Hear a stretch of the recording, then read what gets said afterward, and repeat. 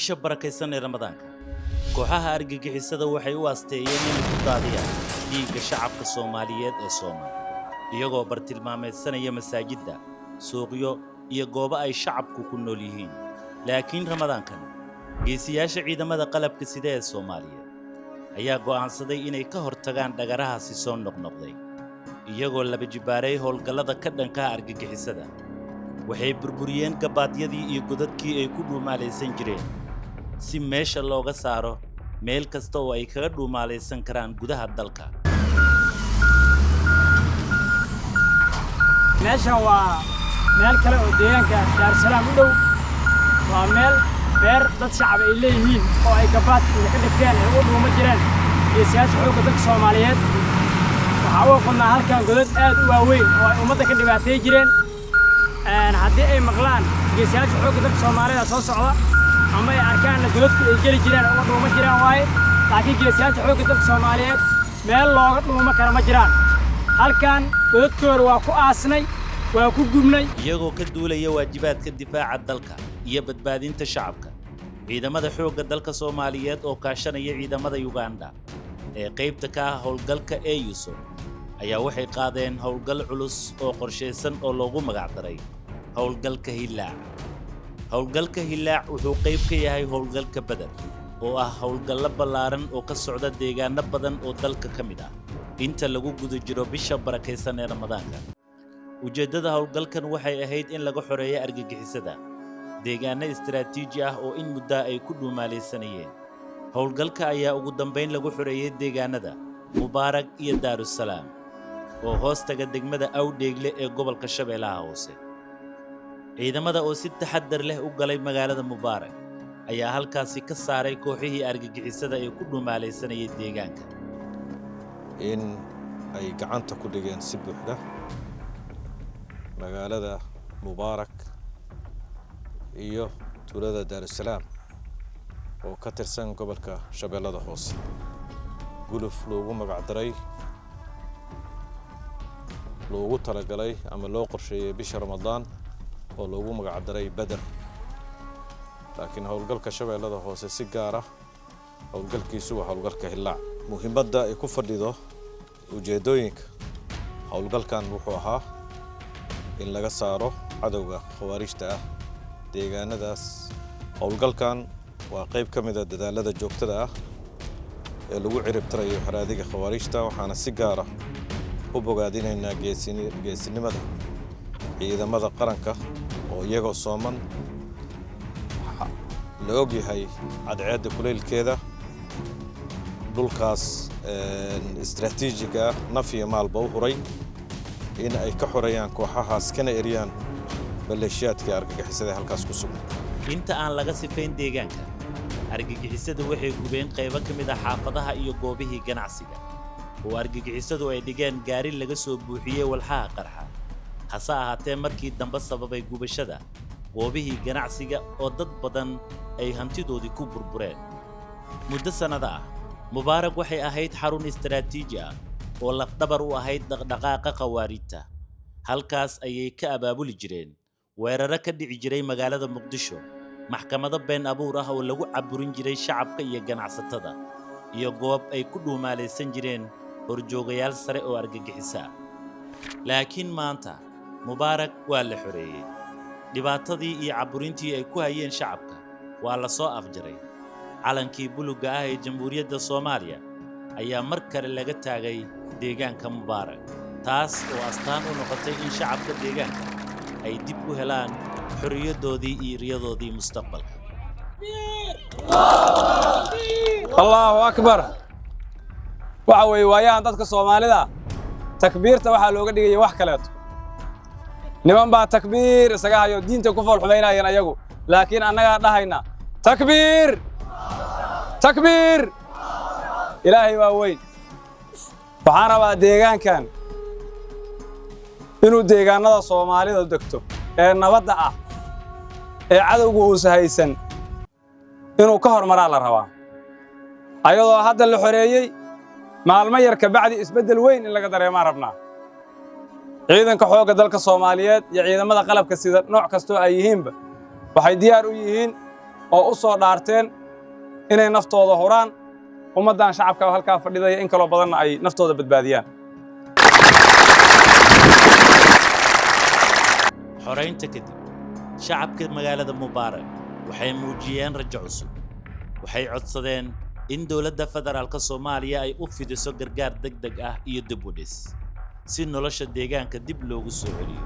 waxay rajeynayaan in loo sameeyo taageero la mid ah deegaanadii kale ee laga xoreeyay argagixisada. dhawaan soo gaari shabaabtan naxariis man soo bana guriyalkan dhufeeska galeen alxamdulillah ilaahna badbaadiyay tan kallamaaday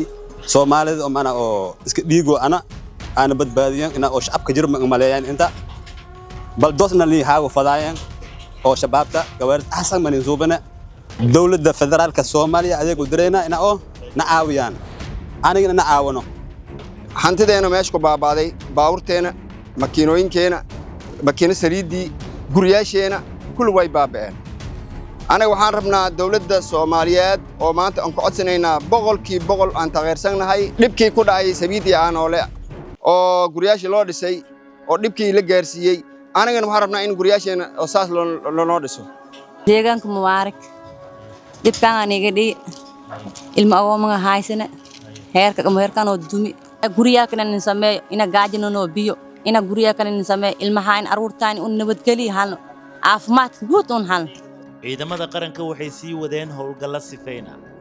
oo ka socday Mubaarak, Daarusalaam iyo deegaanada ku xeeran. saaki waxaan ka soo dhaawnay deegaanka Mubaarak oo howlgalka aan ka soo bilownay sifeynta waxay isku jiraan 2 kiiloomitir isku jiraan Mubaarak iyo Daarusalaam wax aqabada dhax kale ma soo kulmin. howlgalladan ayaa diiradda lagu saaray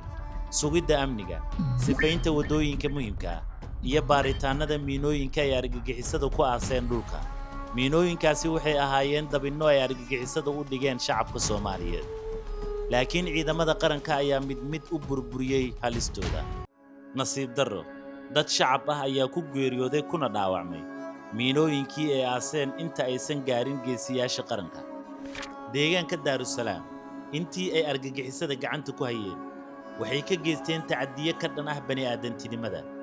waxay saareen cunaqabatayn adag taas oo nolosha shacabka ka dhigtay mid aad u adag. shacabka waxaa laga qaaday xorriyaddii ganacsiga, dhaqdhaqaaqii bulshada iyo noloshii caadiga ahayd. xitaa iskuuladii deegaanka ayay burburiyeen. shacabka oo 3 sano ee ugu dambeeyay la daalaadhacayay dhibaatooyin badan maanta waxay rajeynayaan in noloshoodii dib loo soo celiyo. deegaanka hadda baahida ay socoto hadda geega dhiwaat hoog leh dadka dhanba 3 sano waxba ma u bixinba. bowla ana ka jirta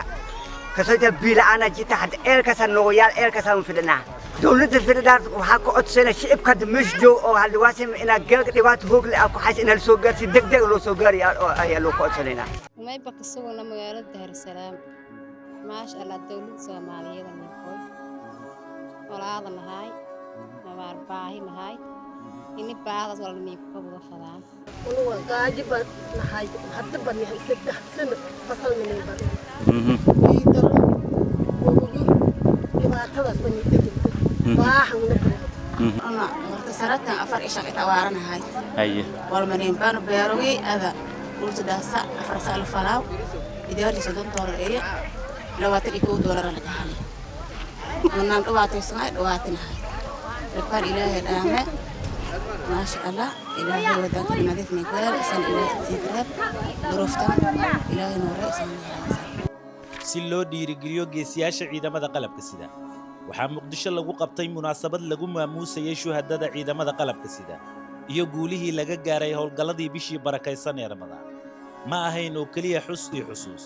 balse waxay ahayd fariin cad oo ku wajahan daryeelka iyo ka warqabka qoysaska shuhadada isla markaana halganka loo galay difaaca diinta dalka iyo dadka Soomaaliyeed uu yahay mid sii soconayo. dabcan munaasabadan oo ay tahay in caawa aan xusno sidoo kalena aan maamuusno iyadoo waliba ay tahay maxaa la ahaa bil Ramadaan oo qiimo badan shuhadadii ciidanka xoogga dalka Soomaaliyeed iyo guud ahaan ciidamada qaranka wax allaaliye wixii howl la sheegay askar ku shahiiday wiilal Soomaaliyeed dhalinyaro ah la soo barbaariyay ciidanka xoogga dalka Soomaaliyeed ku soo biiray uguna soo biiray inay dalkooda iyo dadkooda iyo diintooda difaacaan in la maamuuso dabcan muhiimadda ay leedahay waxaan u malaynaa inaanan halkan lagu soo koobi karin laakiin ay soo koobtay aayaddii qur-aanka excellency wasiir iyo dhammaan akhyaarta kale meesha fadhiso ciidanka xoogga dalka Soomaaliyeed waqtigii ugu dambeeyay dabcan dadaal badan oo wuxuu ku bixiyay la dagaalanka argagixisada iyadoo aan isleeyahay bishii barakeysneed ee Ramadaan laba ajir ay kulansadeen ajirkii ahaa cibaadadii Ramadaankii iyo kii jihaadka ahaa waxaana dabcan ummadda Soomaaliyeed aan ugu bishaareynayna insha Allah in bil dambe Ramadaan aan la dhibi doono haduu Ilaahay insha Allah kaliya Ramadaan ma ahane maalin kasto har iyo haween ciidanka xoogga dalka Soomaaliyeed uu taagan yahay kuwii hore looga xoreeyay in amnigooda la sugo deegaanada aan wili la xoreynin in cadawga sida ugu dhaqsida badan ee noogu suura gasho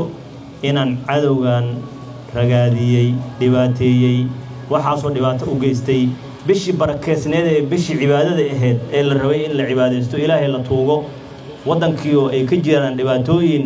iyo abaaro haddana ay markasta qorsheynayaan inay ummadda Soomaaliyeed dhibaateeyaan bishii loogu nuglaa inay haddana ku fakarayeen inay ummadda Soomaaliyeed dhibaateeyaan laakiin Ilaahay fadligiis laga guuleystay geesiyaashii naftooda u horay qaranka dhiigooda ayaa noqday iftiinka iyo rajada wadada xurriyadda iyo xasiloonida dalka habeenkan weyn ee lagu maamuusayo lagu karaameynayo shuhadadii ciidanka xoogga dalka Soomaaliyeed shuhadada ciidanka qalabka sida adduunka dal dagaal ku jira oo noocaan oo aan maalin gaar u ah lahayn ma jirto marka waxaan rajaynaynaa madaxweynahan uu proposal gareyn doonaa habeenka 28 ee Ramadaan in loo qoonsado yawmu shahiid oo qaranka dhan meel kasto lagu jiro meel kasto la joogo looga dabaaldego oo lagu maamuuso caruurtii iyo qoysaskii iyo ciidankii ku shahiiday nooga shahiiday iyo saraakiishii nooga shahiiday in lagu maamuuso maalinkan maalin gaar u ah ay noqoto waan rajaynaynaa ilaahay waxaan uga baryayaa shuhadada ciidanka xoogga dalka waxaan uga baryayaa inuu shahaadadooda ka aqbalo qoysaskooda sharafta lehna waxaan rajaynaynaa in Ramadaanka haddii laga baxo oo bisha soo socota la galo oo Shawaal in shaqadii hay'adaas aan fariisin doono wada tashi ayaan taliyaha iyo weydiin doonaa taliska rexana kilo hay'adaas hogaamiya waxaan rajaynaynaa sanada soo socota in ilmahoodii oo kumaankuna aan dhexdooda isugu imaan doono wasaaradda waxbarashada door weyn guddiga boorka ka mid yihiin wasiirku boorku ka mid yahay boorka hay'adaas waxaana loogu soo daray uga mid yahay waa ilmahaas yararka inay waxbarasho u baahan yihiin macallimiin firiya u baahan yihiin iskuulo u gaaray u baahan yihiin marka qoysaskuna daryeelkooda marka aad iyo aad baan runtii ciidanka xoogga dalka ammaan iyo sharaf iyo ciidamada qalabka sidoo kale ee halkan ku sugan qaarkood ku sugan yihiin taliyaasha booliska iyo nabad sugidda waa ammaanantiin wada shaqayn xoogan ayaan uga gudbid karnaa mixnada dalkeena haysata guushiina waa noo iftiintay waa u jeedaa marka iyo xamar gudaheeda iyo inta u dhaxaysan sidii la raba loogu soconayay saddexdii buundo hore loo qabtay oo taliyuhu sheegay xawaaley meelo kalena in maalmaha soo socota la maqli doono gobolka Hiiraanna mujaahidiinta jooga iyaguna waa ammaan yihiin galgaduud oo halkaas ka diriraya kuwa Bakool ayaguna ka diriraya kuwa Baay ka diriraya kuwa Jubbooyinka ka diriraya dhammaantood way ammaan yihiin maalinba maalinta ka dambaysa argagixisada waxay kala kulmaysaa ciidamada qaranka guuldarooyin iyo dharbaaxooyin culus howlgallada ka socda dalka gaar ahaan howlgalka Badar ee bisha barakeysan ee Ramadaan waxay mar kale muujinayaan geesinimada iyo nafurnimada ciidamada xoogga dalka Soomaaliyeed iyagoo sooman ayay naftooda u hurayaan difaaca dalka badbaadinta shacabka Soomaaliyeed iyo ciribtirka argagixisada si Soomaaliya ay u gaarto xasilooni iyo nabad waarta